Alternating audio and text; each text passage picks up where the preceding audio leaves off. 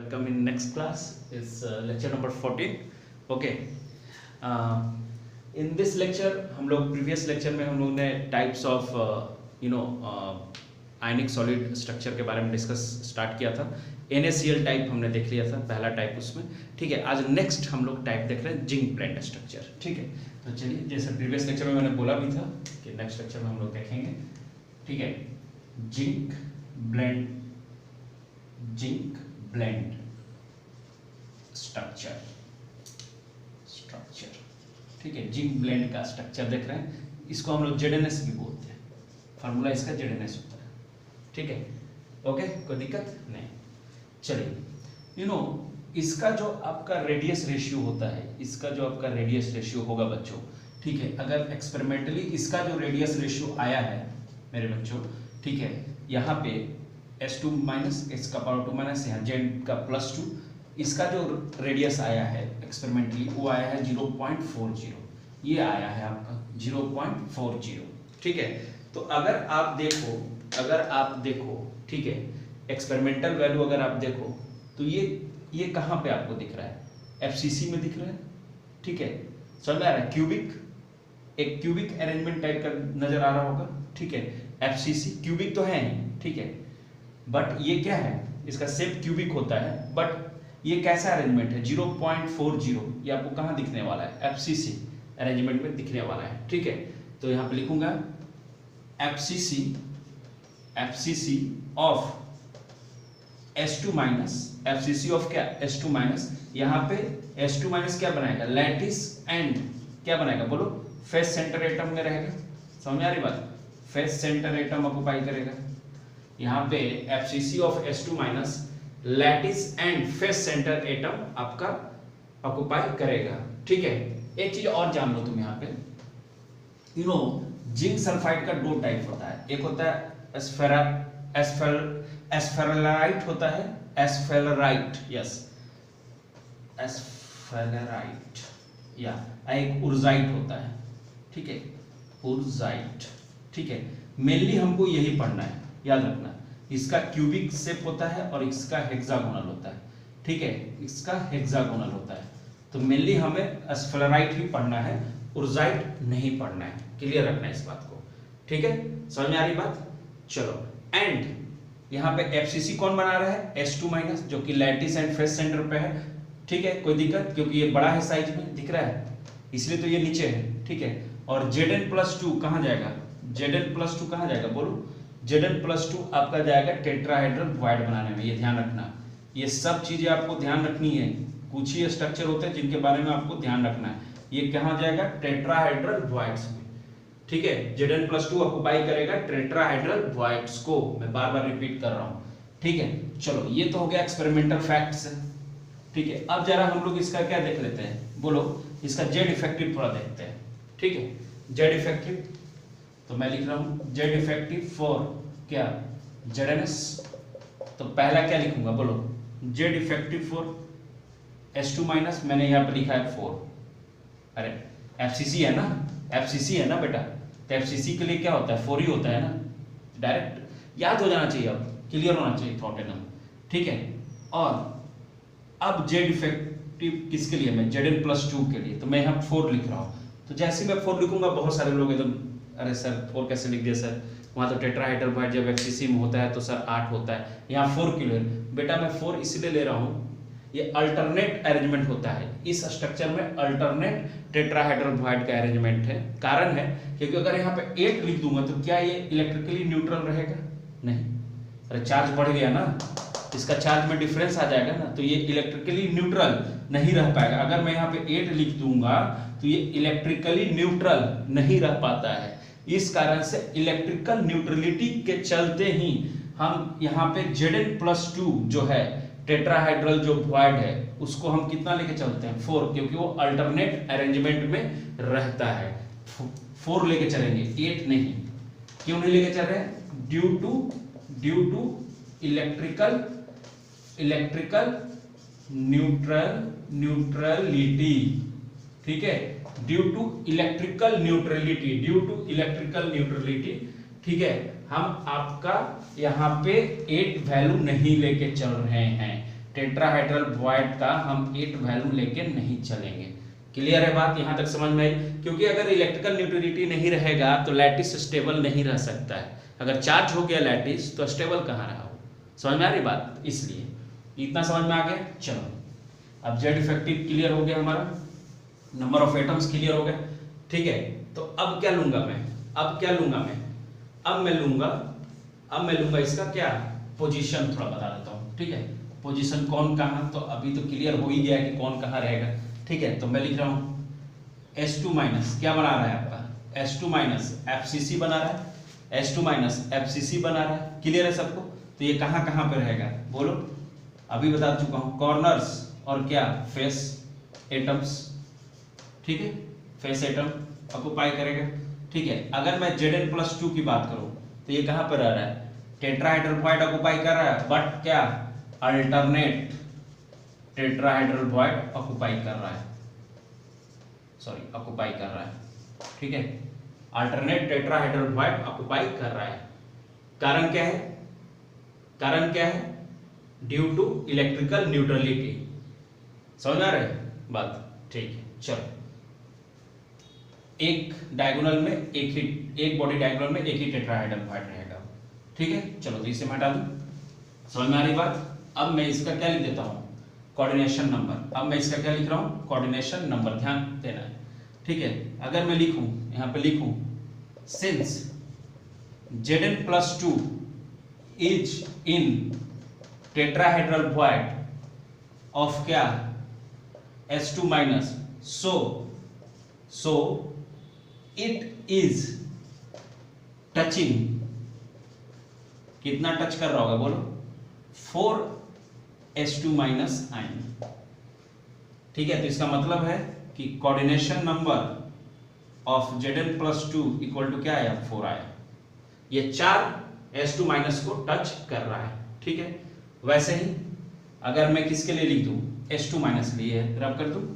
ठीक है, चलिए अगर मैं यहाँ पे अब S2 माइनस के लिए लिखूं, ठीक है, S2 माइनस के लिए, सिंस S2 माइनस आयन जो है वो टच कर रहा है, टच द Zn+2 इन कहाँ पे?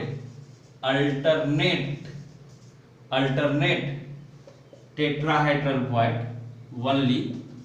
ठीक है, तो कितना हो जाएगा? कोऑर्डिनेशन नंबर क्या हो जाएगा बोलो? कोऑर्डिनेशन नंबर क्या हो जाएगा? So coordination number is there also क्या? 4। ये 4 ही को टच कर पाता है, 4 ही Zn+2 को ये टच कर पा रहा है। इट्स, यहां पे लिख देता हूं, it's only touching 4 Zn+2 ion. Clear है बात बेटा? यहां तक क्लियर है सबको? बोलो, समझ में आ रही बात? यस, चलो अब मैं ये सब आपको याद रखना है, ध्यान रखना है। कुछ ही है जिसके बारे में आपको पढ़ना है। ठीक है, इफेक्टिव नंबर देख लेते हैं। ठीक है, इफेक्टिव नंबर जो अभी चेक भी किए थे, बट थोड़ा निकाल लेते हैं कैसे आता है। ऐसे निकालने की जरूरत नहीं है। 1/8 × 8 है कि नहीं, +6 × 2 कितना हो जाएगा? 4। अगर इसके लिए निकालें Zn+2 के लिए क्या हो जाएगा बोलो? 4 × 1 4, क्योंकि बॉडी डायगोनल पे है और एक ही है। समझ में आ रही बात? तो अगर इसका रेशियो लिखें Z(S2 - Zn+2) क्या आ जाएगा? 4:4। और कोऑर्डिनेशन नंबर का भी रेशियो अगर लिखिएगा तो 4:4 ही है, सेम है। ठीक है, कोई दिक्कत?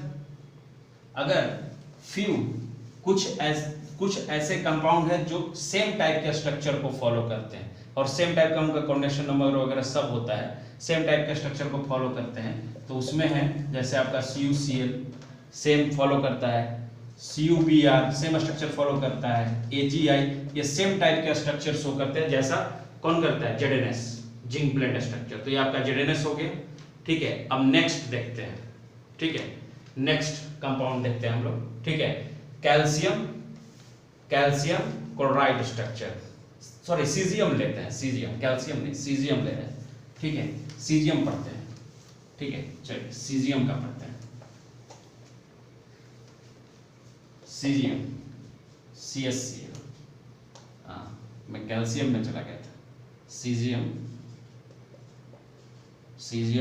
क्या है, क्लोराइड है ना, सीजियम क्लोराइड स्ट्रक्चर। ठीक है बच्चों, चलिए सीजियम क्लोराइड स्ट्रक्चर CaCl।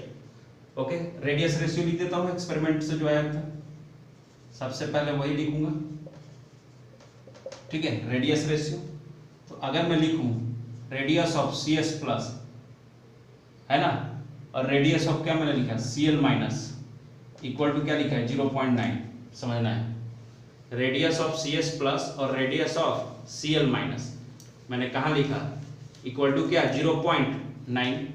तो ये अगर मैं इसका स्ट्रक्चर बना के दिखाऊं तुम्हें, ठीक है समझना जरा, अगर मैं इसका स्ट्रक्चर बना के तुम्हें दिखाऊं, ठीक है, कॉर्नर पे एटम तो है, ठीक है कॉर्नर पे एटम है, तो कॉर्नर पे कौन है Cl माइनस, और इसके जस्ट बॉडी के सेंटर पे कौन है CS प्लस। ठीक है, Cl लिखने का आदत हो गया कैल्शियम, इसलिए वो भी बुला भी वही रहा था, अभी वही मैं लिख रहा था CS प्लस होगा। ठीक है, CGM लिया मैंने, तो CS प्लस बॉडी के सेंटर पे है। ठीक है, तो ये अगर तुम रेंज देखोगे ना, ये रेंज तुम देखोगे तो ये तुम्हें किसका रेंज नजर आ रहा है, बोलो तो क्यूबिक वॉइड का रेंज नजर आता है। जरा रेंज वाला टेबल में जाओ तुम, जहाँ पे रेडियस रेशियो रेंज मैंने बताया है तुम्हें, तो वहां पे जैसे ही जाओगे तो 3.32, ठीक है, RC/RA लेस देन क्या 1 अप्रॉक्स, तो ये 0.9, तो इसी के बीच में आ रहा है, क्यूबिक वॉइड रेंज के बीच में है कि नहीं, समझ में आ रही बात, ये रेंज से तो पता चल रहा है हमें। ठीक है, तो चलो रेडियस रेशियो एक्सपेरिमेंटल डाटा हमने लिख लिया, हम उससे हमें पता चल गया कि यहाँ पे क्यूबिक वॉइड बन रहा है। ठीक है, और आपका CS प्लस आपका वॉइड में जा रहा है और Cl माइनस कॉर्नर पे है। ठीक है, तो चलिए इतना तो बातें क्लियर हो गई। ठीक है, अब जरा हम लोग यहाँ पे पोजीशन देख लेते हैं। ठीक है, पोजीशन के बारे में डिस्कस कर लेते हैं कि क्या पोजीशन होगा। तो मैंने लिखा कि Cl माइनस आर एट कहाँ पे कॉर्नर, कोई दिक्कत नो। CS प्लस इन मैंने देखो लिखा क्यूबिकल वॉइड, या इसको हम बोल सकते हैं क्यूबिकल वॉइड, या इसको क्या बोल सकते हैं बॉडी सेंटर पे भी है। यहाँ पे मैंने लिखा है Cl minus are at corner और CS प्लस इन कहाँ क्यूबिकल वॉइड या बॉडी सेंटर पे है। तो जरा इनका कोऑर्डिनेशन नंबर भी देख लेते हैं, कोऑर्डिनेशन नंबर देख लेते हैं। तो CS प्लस सराउंडेड बाय, तुम जानते हो CS प्लस सेंटर में है तो कितने से सराउंडेड रहेगा, CS plus surrounded by 8 Cl minus, of course centre के बीच में है तो 8 Cl माइनस से टच कर रहा होगा, समझ में आ रही बात।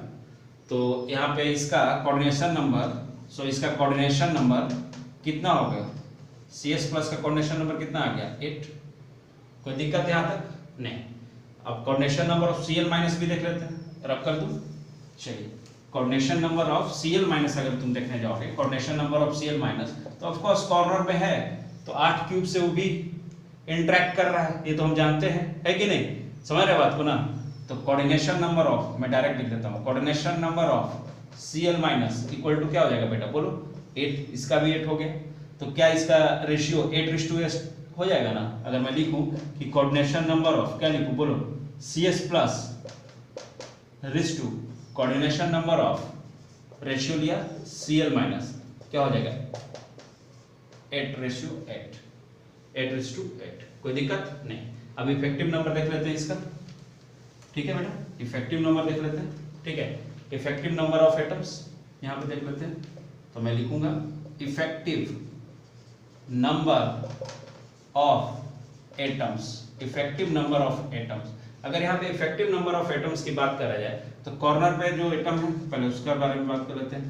8 × 1/8 कौन है, कॉर्नर पे कौन है Cl माइनस, तो यहाँ पे क्या आया 1, क्लियर है बोलो, ठीक है।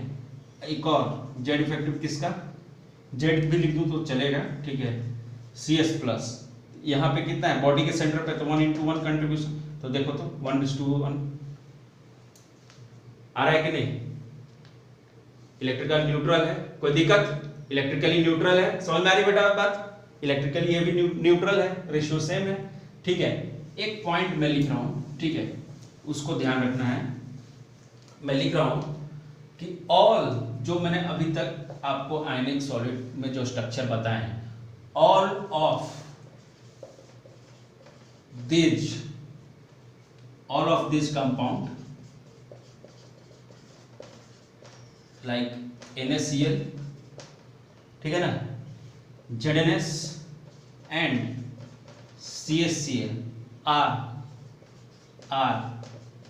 AB type compound। AB type compound है। AB टाइप कंपाउंड का मतलब क्या हुआ? ये जो भी मैंने बताया अभी, ये AB टाइप कंपाउंड कहे जाते हैं, ठीक है। इसका मतलब क्या हुआ?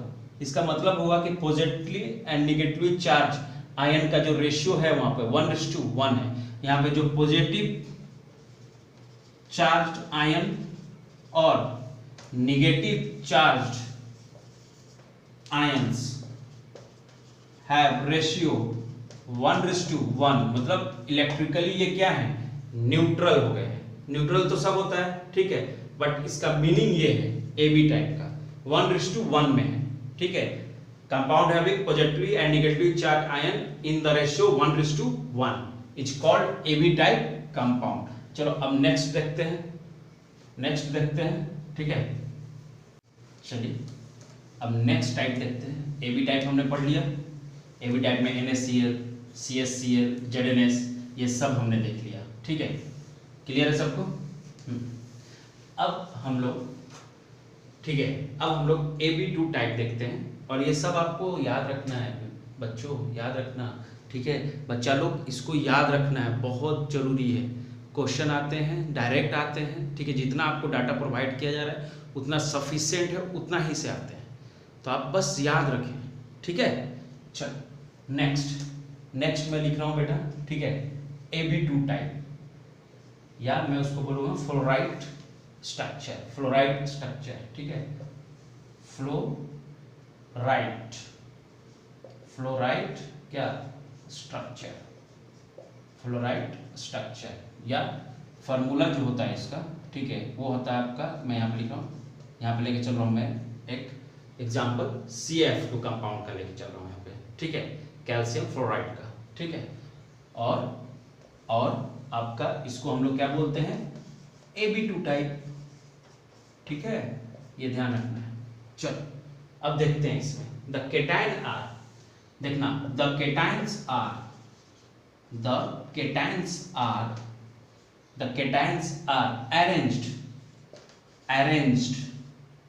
अरेंज्ड कहाँ? इन क्यूबिक, किस टाइप का? इन क्यूबिक क्लोज पैकिंग, समझ में आ रही बात? CCP जिसको आप बोलते हैं, या FCC भी लेकर चलते हैं, कि नहीं इसी को।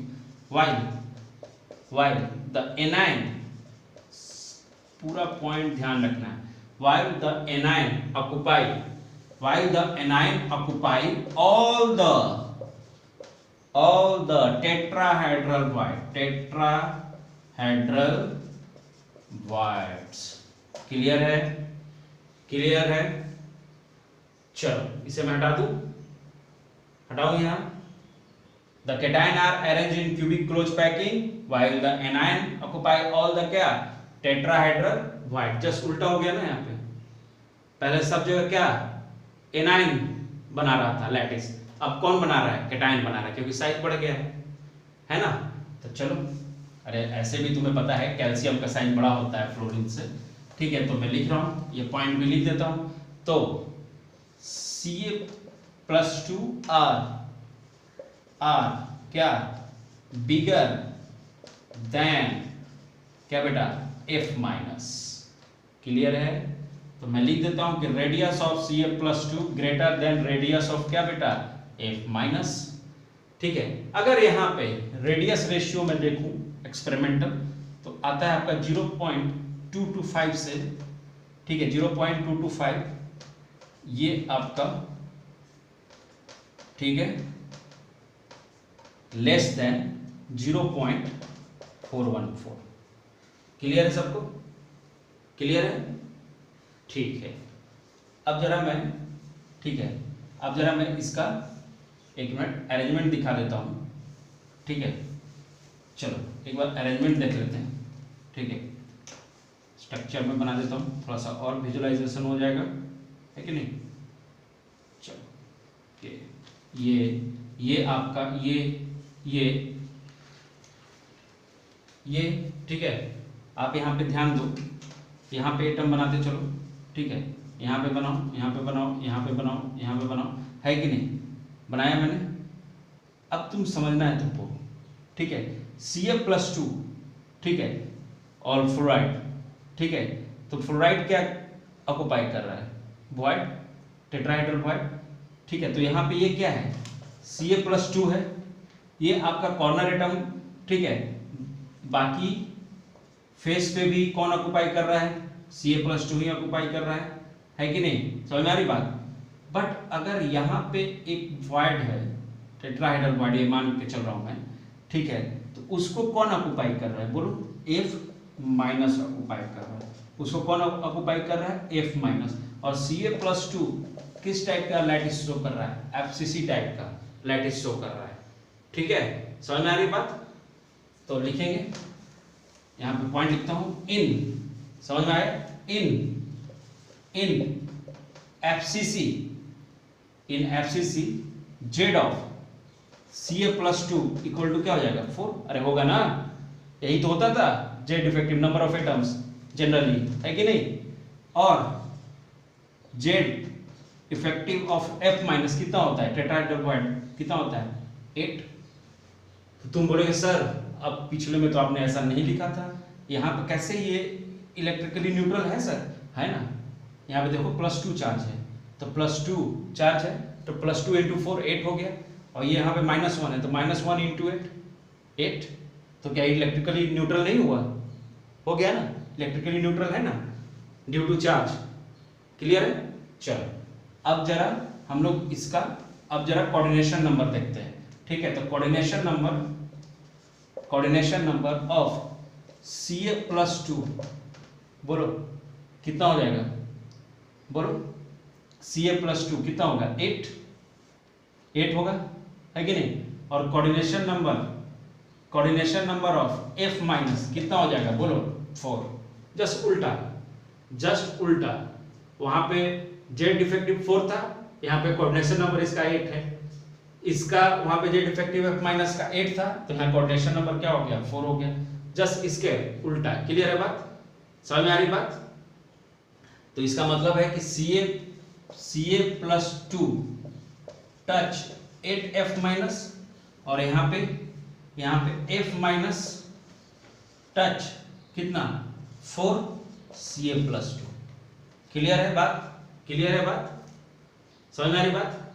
चलो अब नेक्स्ट देखते हैं इसमें, ठीक है, नेक्स्ट देखते हैं पॉइंट हम लोग, ठीक है। यहां तक समझ में आ रहा है ना सबको, क्लियर है यहां तक, AB2 टाइप समझ में आ रही बात, ठीक है। जो जरूरी है वही आपको बताया जाएगा, ठीक है। अब नेक्स्ट देखते हैं A2B टाइप, ठीक है, A2B type, okay, A2B type. चलो तो हम नेक्स्ट देख रहे हैं A2B टाइप, ठीक है। इसको बोलते हैं एंटी फ्लोराइड टाइप, इसको क्या बोलते हैं हम लोग, एंटी फ्लोराइड टाइप। और यहाँ पे जो फॉर्मूला होता है आपका, वो होता है आपका Na2O लेते हैं, ठीक है। और ये कैसा है, A2B टाइप, ठीक है। क्लियर है सबको यहां तक। तो यहां पे लिखूंगा the anion are, समझते चलो, arranged in cubic close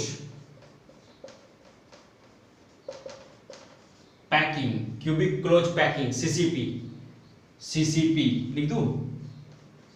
while the cation, फिर से जनरल फॉर्म आ गया, while the cation, small size हो गया cation का, फिर से while the cation occupy, ठीक है, all the tetrahedral क्या बेटा, voids, है ना।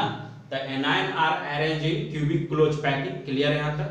While the cation occupy all the tetrahedral void, यहाँ पे आपका एनायन फिर से लैटिस बना रहे हैं और केटायन जो है वो आपका voids ऑक्युपाई कर रहा है। क्लियर है बात सबको, ठीक है। तो चलो जरा इसका एक बार इसका भी अरेंजमेंट बना के देख लेते हैं, सिंपल है कि नहीं। तो फिर से वही सेम स्ट्रक्चर एक बार बनाता हूँ। बनाने की जरूरत नहीं है, आपको विजुलाइज हो जाना चाहिए खुद से ही, ठीक है। बार बार रिपीट करने की जरूरत नहीं होनी चाहिए, ठीक है। बार बार रिपीट करने की जरूरत नहीं होनी चाहिए, ठीक है। इसमें जो आपका एनायन है, कौन एनायन था, O2 माइनस, O2 माइनस वो ऑक्युपाई कर रहा है, लैटिस फॉर्म कर रहा है, वो लैटिस बना रहा है, वो है कि नहीं, लैटिस बना रहा है। क्लियर है सबको। तो लैटिस फेस सेंटर पे भी वही है और मान लो कि चलो कि यहाँ पे ये क्या है, Na+ है जो कि क्या ऑक्युपाई कर रहा है, टेट्राहेड्रल वॉइड ऑक्युपाई कर रहा है। कोई दिक्कत यहाँ पे। और O2 माइनस क्या ऑक्युपाई कर रहा है, O2 माइनस ऑक्युपाई कर रहा है क्या आपका FCC, ये भी लिख दिया मैंने, यहाँ तक तो कोई दिक्कत नहीं। चलो अब इसका भी मैं यहाँ पे Z इफेक्टिव O2 माइनस का कितना बोलो 4 लिख दूं डायरेक्ट, ठीक है। Z इफेक्टिव ऑफ क्या, सॉरी Na+2 कितना हो जाएगा बोलो, 8 हो जाएगा। सॉरी Na+ है, Na+2 नहीं, Na+ कितना हो जाएगा 8। तो ये भी क्या है आपका इलेक्ट्रिकल न्यूट्रल ही है। देखो चार्ज है O2 माइनस, तो 4 × 2 8, और यहाँ पे +1 चार्ज है तो 8 × 1 8, तो इलेक्ट्रिकल न्यूट्रल तो है ही लैटिस। क्लियर है यहाँ तक बोलो, यहाँ तक क्लियर है। कोऑर्डिनेशन नंबर तो जस्ट रिवर्स कर दो, कोऑर्डिनेशन नंबर की अगर बात है तो जस्ट रिवर्स कर दो। तो अगर कोऑर्डिनेशन नंबर की बात करूं मैं, तो कोऑर्डिनेशन नंबर ऑफ क्या बेटा O2 माइनस कितना आ जाएगा बोलो 8। कोऑर्डिनेशन नंबर ऑफ क्या आपका Na+ कितना आ जाएगा 4, है कि नहीं। क्लियर है सबको, ये क्लियर है, क्लियर है सबको, ठीक है। नेक्स्ट देखते हैं, नेक्स्ट देखते हैं। हटा दिया, हटा दूं बोलो, क्योंकि हमने जितने टाइप हमें जरूरी है पढ़ने, टाइप ऑफ आयनिक सॉलिड के, वो सब हमने देख लिए। यहाँ पे जितनी बातें आपको बताई गई वो सब इंपॉर्टेंट है, आपको ध्यान रखना है, ठीक है बेटा, जरूरी है। ये एग्जाम में डायरेक्ट आते हैं, सिर्फ आपको टिक मारना है अगर याद रहा थोड़ा बहुत भी तो, क्योंकि याद क्यों नहीं रहेगा, सब तो पढ़ा हुआ है। जितनी चीजें मैं लिख रहा हूँ, FCC टाइप है तो ये 4 हो ही जाएगा, है कि नहीं। अब ये टेट्राहेड्रल वॉइड में FCC में जा रहा है तो 8 ही होता है ना, ये सब तो हमें पता है कि नहीं। कोऑर्डिनेशन नंबर क्या हमें नहीं पता है कि कितना से टच कर रहा है, ठीक है। O2 माइनस कितना से टच कर रहा है 8 से, है कि नहीं। कोऑर्डिनेशन नंबर पे Na+ नहीं पता चलेगा, पता चलेगा ना टेट्राहेड्रल वॉइड है, तो ये सब क्लियर होना चाहिए, ठीक है। चलो टेट्राहेड्रल कितने से सराउंडेड होता है, 4 एटम से, तो ये 4 लिखा गया है, तो ये सब क्लियर है, ठीक है। समझ में आ रही बात। चलो अब हम लोग कुछ यहाँ तक हमने आपका बात किया पूरा सॉलिड के बारे में, सारी चीजें हमने जानकारी आपको दे दी, ठीक है। सॉलिड के पॉइंट वाइज हमने सब डिस्कशन किया, ब्रेक कर करके जो सॉलिड के टाइप्स हैं उसको पढ़ा हमने, ठीक है। अब थोड़ा देखते हैं कि ये जो पैटर्न होता है, ये जो भी आयनिक क्रिस्टल बन रहा है, इसको कैसे हम बताते हैं कि NaCl इस टाइप, NaCl AB टाइप का बनाएगा, ठीक है। समझ में आ रही बात। या एंटीफ्लोराइड का स्ट्रक्चर इस टाइप का होगा, ये सब कैसे पता चलता है, तो इसको हम पता करते हैं एक्सरे डिफ्रैक्शन टेक्निक से। ये तो आपको फिजिक्स में पढ़ाया जाता है नो डाउट, ठीक है। हमें थोड़ा बहुत इसके बारे में जानना है, फार्मूला जो हम यूज करते हैं उसके बारे में सिर्फ हम थोड़ा बहुत जानेंगे, उसका कोई वास्ट यूज नहीं है। डायरेक्ट फार्मूला पे उससे अगर क्वेश्चन आता भी है तो डायरेक्ट फार्मूला पे आता है, सिर्फ आपको पुट करना होता है, ठीक है। तो उस फार्मूला को सिर्फ जान लेंगे हम लोग। तो मैं यहाँ पे लिख रहा हूँ X-rays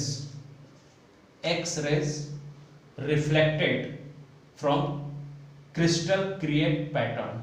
X-rays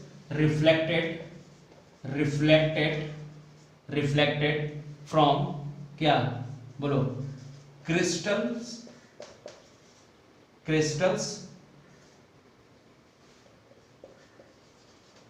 creates pattern, ठीक है।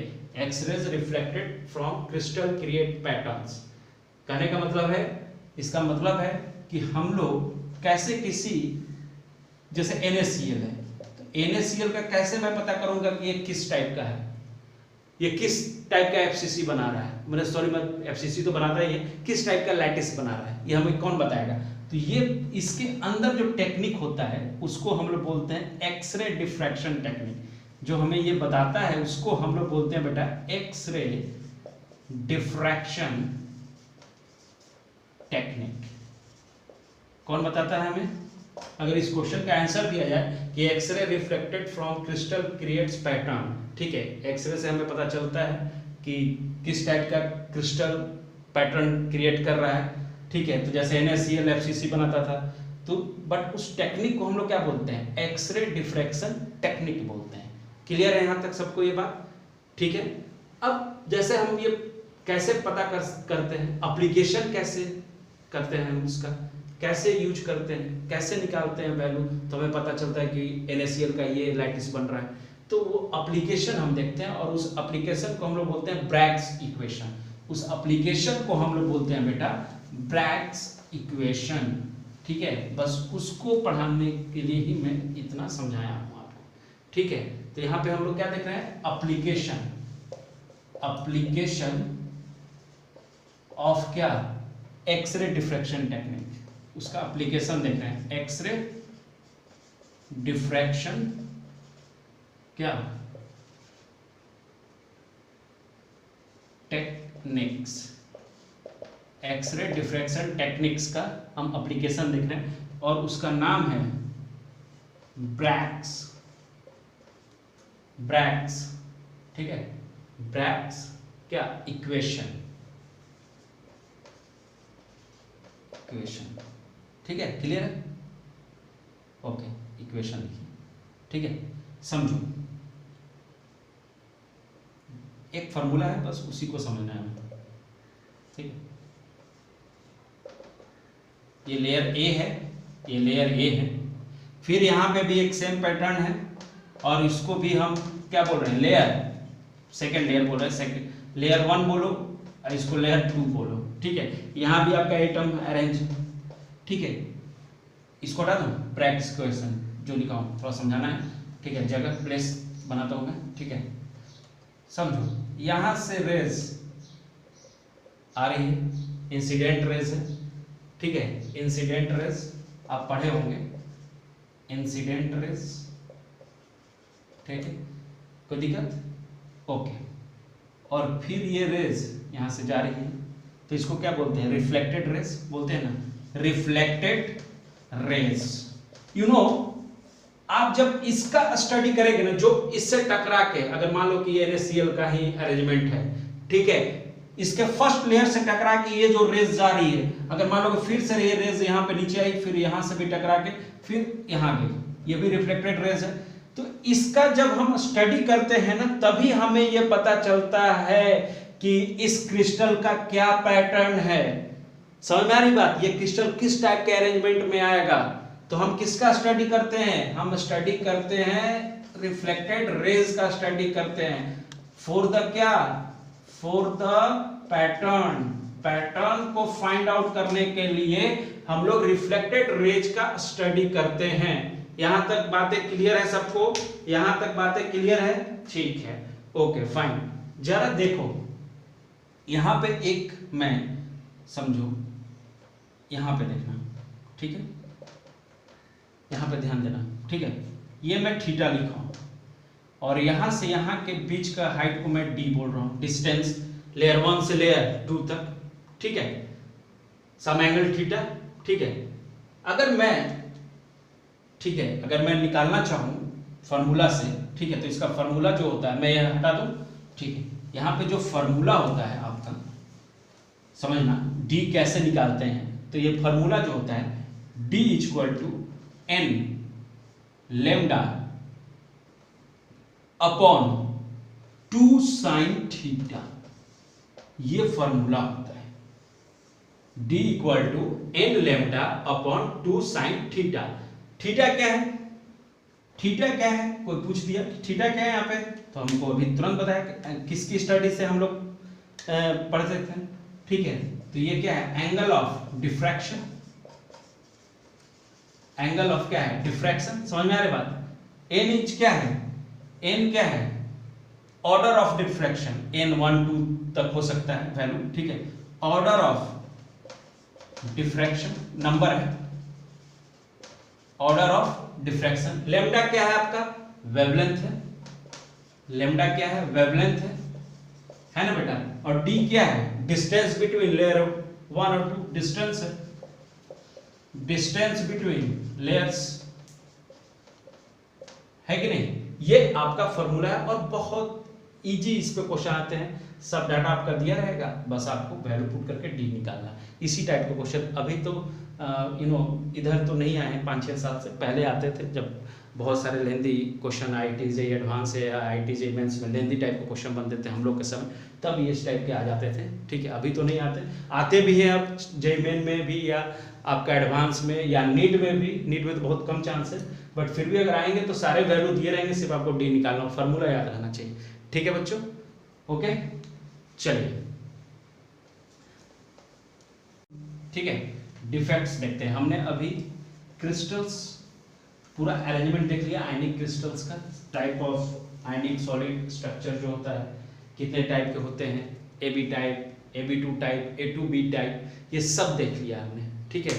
AB टाइप में हमने NaCl, CSCl, ZnS वगैरह इस सब के बारे में स्टडी किया, ठीक है। इंपॉर्टेंट जो स्ट्रक्चर है वो मैंने आपको बता दिया है, ठीक है। उसको आपको एकदम मेमोराइज रखना है बेटा, ठीक है।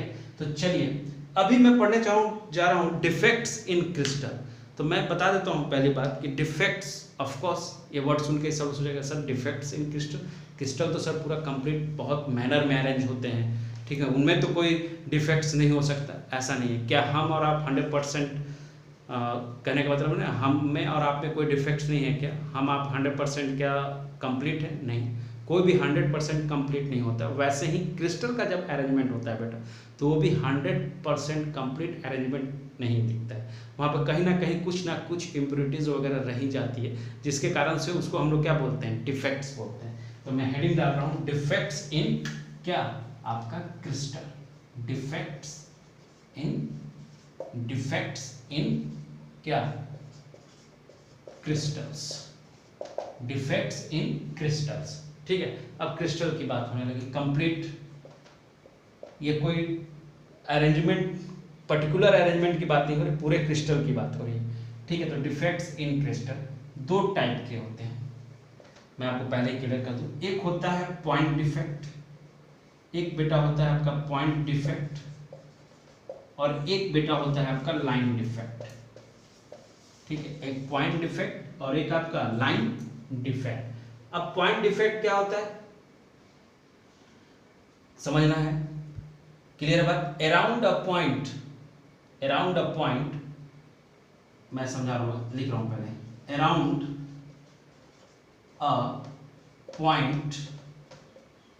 अ पॉइंट और an atom in a crystalline substance, in a crystalline substance,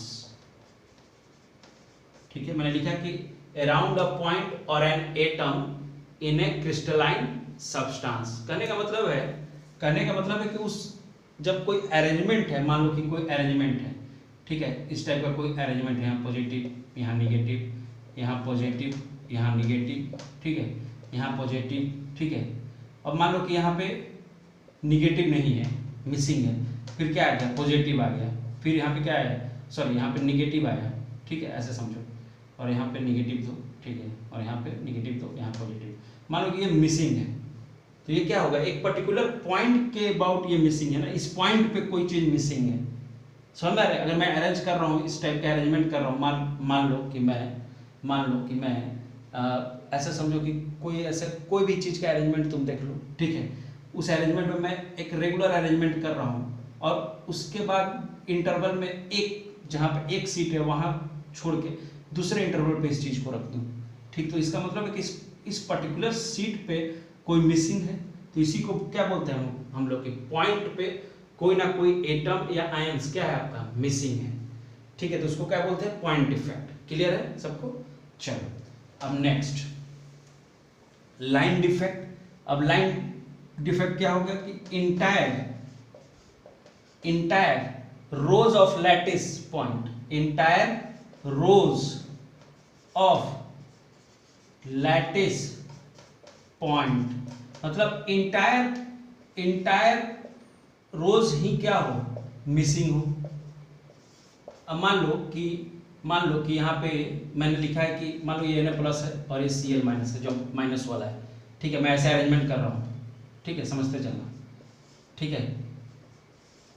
अब मान लो कुछ ऐसा हो जाए, तुम देख रहे हो सेकंड वाले रो में, देखो तुम क्या मिसिंग है, एक पॉइंट के बाद इस लाइन में पूरा क्या है, Cl माइनस मिसिंग है। तो ये पॉइंट वाइज मिसिंग हो गया ना Cl माइनस, एक पूरा Cl माइनस ही मिस हो गया है उस पूरे रोज में।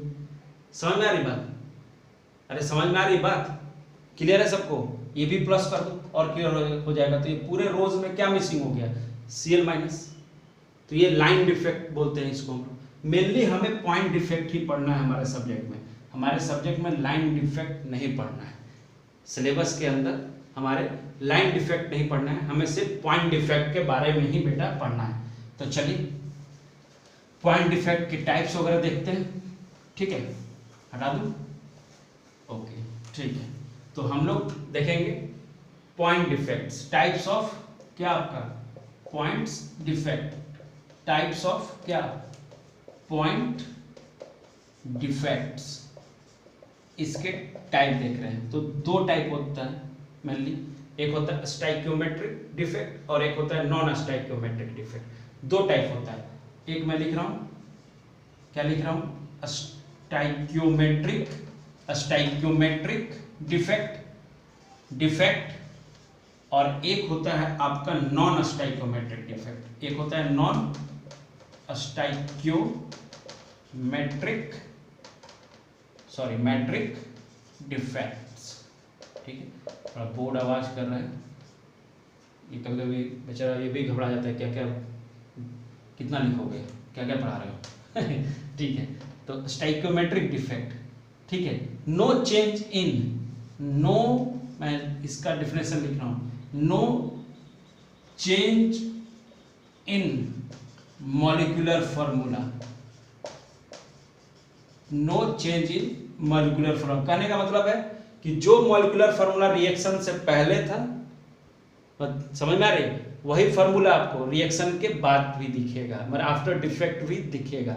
तो वहां पे no change in molecular formula, वो होगा स्टाइक्योमेट्रिक डिफेक्ट। सेम फॉर्मूला रहे, सेम कंपोजिशन दिखे, तो वहां पे क्या बोलते हैं, स्टाइक्योमेट्रिक डिफेक्ट। अगर मैं नॉन स्टाइक्योमेट्रिक डिफेक्ट की बात करूं तो मॉलिक्यूलर फॉर्मूला, यहां पे लिख रहा हूं मॉलिक्यूलर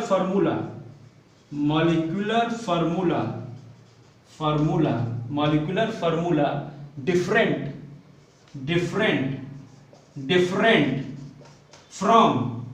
फ्रॉम एक्सपेक्टेड।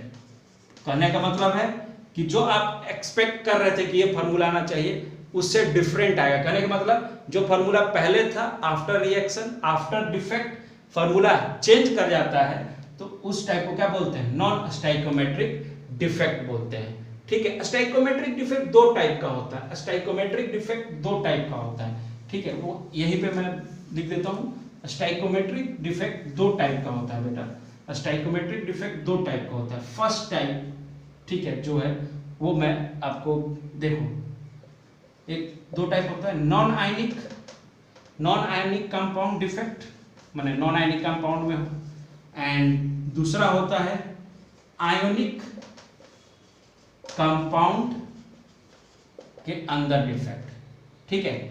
तो पहला हम लोग नॉन आयनिक थोड़ा देख लेते हैं, ठीक है। चलो नॉन आयनिक देख लेते हैं, नॉन आयनिक कंपाउंड के अंदर डिफेक्ट देख लेते हैं।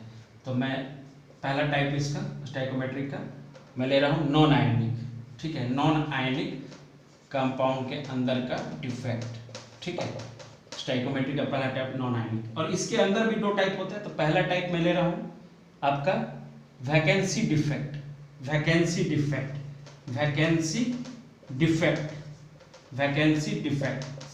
ठीक है। इसमें क्या होता है, decreases in in density of the decreases in density of the क्या बेटा सब्सटेंस का डेंसिटी क्या करता है डिक्रीज करता है। जैसे समझो अरेंजमेंट से समझो, ये प्लस है ये माइनस है, यहाँ भी प्लस है और यहाँ पे क्या है बोलो माइनस है, समझना यहाँ पे माइनस है ठीक है, यहाँ पे माइनस हुआ यहाँ पे प्लस हुआ। देखो एक एटम मिसिंग है ना, एक एटम मिसिंग है, वॉल्यूम तो सेम रहेगा ना, क्रिस्टल का वॉल्यूम तो पहले ही बन गया मेरे भाई, तो वॉल्यूम तो वही रहना है बच्चों, है कि नहीं, वॉल्यूम तो फिक्स है क्रिस्टल का। अंदर के अरेंजमेंट में क्या चेंज हुआ कि एक यहाँ से एटम मिसिंग हो गया है, एक एटम या आयन यहाँ से एक एटम या आयंस क्या हो गया बेटा मिसिंग हो गया है। तो इसका मतलब है कि किस पे फर्क पड़ेगा, तो डेंसिटी लिखा है ना, decrease in density of substance, तो इसका मतलब है कि डेंसिटी इज इक्वल टू क्या होता है मास बाय वॉल्यूम, तो ये डिक्रीज करेगा, इसका मतलब है कि यहाँ पे क्या डिक्रीज कर जाएगा, मास डिक्रीज कर जाएगा, एटम मिसिंग हुआ आयंस मिसिंग हुआ, इसका मतलब है कि मास डिक्रीज कर जाएगा। क्लियर है ये बात? चलो एक और इसका टाइप देख लेते हैं, ठीक है।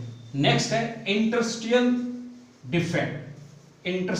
डिफेक्ट या इंटरस्टिशियल साइट भी बोलते हैं उसको, ठीक है।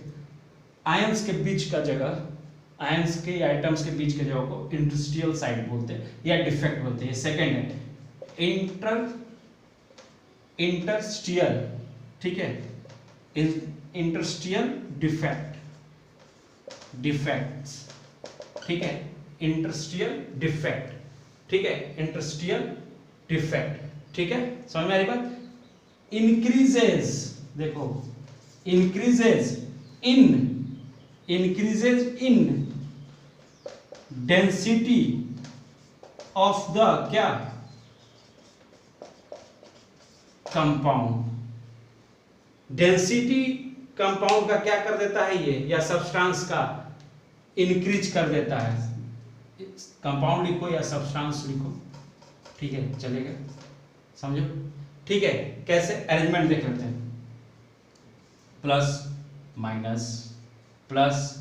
माइनस समझना, ठीक है, यहां भी क्या है प्लस माइनस, ठीक है, समझो ये यहां पे प्लस, समझना बात को, यहां पे माइनस लिखो, थोड़ा उल्टा अरेंजमेंट रखो तो क्लियर रहेगा, ठीक है। ये समझो इस प्लेस को क्या बोलते हैं, इस प्लेस को क्या बोलते हैं, इस प्लेस को क्या बोलते हैं, यहाँ पे भी एटम रख दो, ठीक है, यहाँ भी अरेंज कर दो, प्लस यहाँ पे माइनस, फिर प्लस, फिर यहाँ पे माइनस, यहाँ पे इसको क्या बोलते हैं इंटरस्टिशियल साइट, ठीक है, इसको बोलते हैं हम लोग इंटरस्टिशियल साइट या पोजीशन, या वैसा जगह जो दो एटम के बीच में है, या इंटरस्टिशियल स्पेस, ठीक है, दो एटम्स के बीच का स्पेस को, या लैटिस पॉइंट में वो स्पेस जो कि खाली है, ठीक है। तो यहाँ पे अगर कोई एटम आ जाए, यहाँ पे कोई एटम या आयन आ जाए, कोई एटम या आयन इस जगह पे आ जाए, ठीक है, आ सकता है ना, खाली स्थान है, तो इसका मतलब है कि जब वो आएगा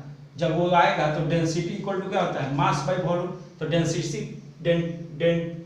डेंसिटी से अगर कंपेयर करें यहाँ पे, क्योंकि वॉल्यूम तो फिक्स है हमारा, वॉल्यूम तो फिक्स्ड है, वॉल्यूम इज क्या सेम फॉर एवरी क्रिस्टल, क्योंकि वो तो बाहर का स्ट्रक्चर है, वो तो हमेशा फिक्स रहेगा, तो अंदर में जो चेंजेस हो रही है वो क्या हो रही है, डेंसिटी अगर बढ़ रहा है तो ऑफकोर्स आपका मास भी बढ़ जाएगा, है ना, डेंसिटी बढ़ेगा तो मास भी क्या होगा इंक्रीज कर जाएगा। तो ये है आपका दो डिफेक्ट, स्टाइकोमेट्रिक का ये दो डिफेक्ट है, ठीक है, किसका नॉन आयनिक कंपाउंड का। आयनिक कंपाउंड का डिफेक्ट नेक्स्ट क्लास में देखेंगे, ठीक है, आयनिक का डिफेक्ट नेक्स्ट क्लास में देखेंगे, ठीक है। तो मिलते हैं आपसे in the next class, okay. जो आपका नेक्स्ट क्लास होगा वो आपका आखिरी लेक्चर है सॉलिड स्टेट का, ये सेकंड लास्ट लेक्चर था, वो आपका आखिरी लेक्चर है। अब थ्योरेटिकल पार्ट ही चल रहा है, बस आपको याद रखना है, नोट्स में लिख लेना इन सब चीज़ों को, और याद रखना है। मैथमेटिकल पार्ट खत्म हो चुका है, अब सारी चीज़ें याद रखनी है हमें, ठीक है। तो सी यू बच्चों in the next class, thank you so much.